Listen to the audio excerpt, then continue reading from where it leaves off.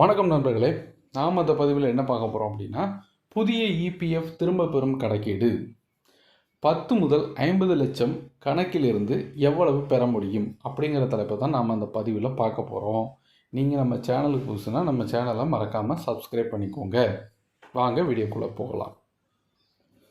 EPFO 3.0 இன் கீழ் EPF திரும்ப பெறுதல். ஊழியர் வருங்கால வைப்பு நிதி அமைப்பின் மத்திய அறங்காவலர் குழு சமீபத்தில் இபிஎஃப் உறுப்பினர்கள் தங்கள் வருங்கால வைப்பு நிதி கணக்குகளில் உள்ள தகுதியான இருப்பில் 100% வரை திரும்ப பெற அனுமதிக்க முடிவு செய்தது. இதில் ஊழியர் மற்றும் முதலாளியின் பங்கும் அடங்கும். இந்த தகுதியான இருப்பு அடிப்படையில் மொத்தம் இபிஎஃப் கணக்கு இருப்பில் 75% ஆகும். இதில் இபிஎஸ் இருப்பு இல்லை என்பதை நினைவில் கொள்க. இது ஓய்வூதியத்திற்கு மட்டுமே ஒதுக்கப்பட்டுள்ளது.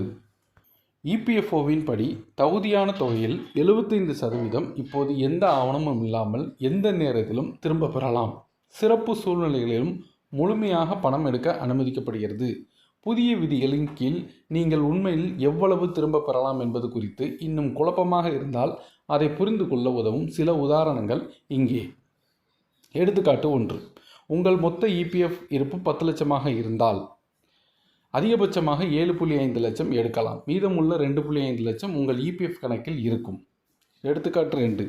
20 லட்சமாக இருந்தால் அதிகபட்சமாக 15 லட்சம் எடுக்கலாம். மீதி 5 லட்சம் உங்கள் இபிஎஃப் கணக்கில் இருக்கும். 3. எடுத்துக்காட்டு 3. 30 லட்சமாக இருந்தால் 22.5 லட்சம் நீங்கள் எடுக்கலாம். 7.5 லட்சம் உங்கள் இபிஎஃப் கணக்கில் இருக்கும். 40 லட்சமாக இருந்தால் நீங்கள் அதிகபட்சமாக 30 லட்சம் எடுக்கலாம். மீதி 10 லட்சம் உங்கள் இபிஎஃப் கணக்கில் இருக்கும். அதாவது 25% பேலன்ஸ் உங்கள் இபிஎஃப் கணக்கில் இருக்கும். இப்போ 50 லட்சம் இருக்குன்னு வைங்களேன், நீங்கள் 37.5 லட்சம் எடுத்துக்கிடலாம். மீதி 12.5 உங்கள் இபிஎஃப் கணக்கில் இருக்கும். 25% பேலன்ஸ் இருக்கும். 75% நீங்கள் எடுத்துக்கிடலாம்.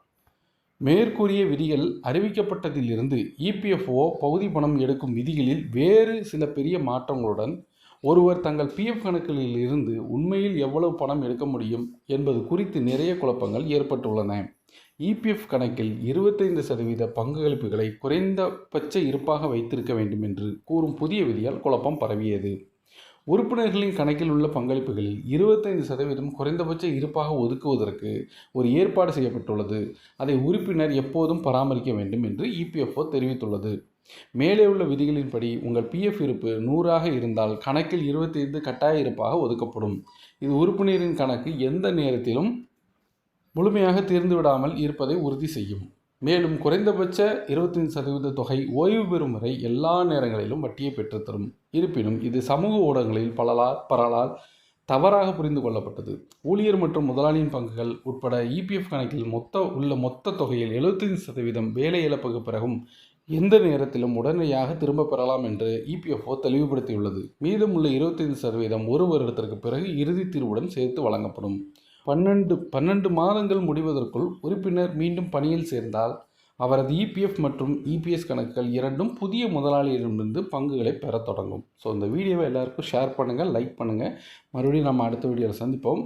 நன்றி, வணக்கம்.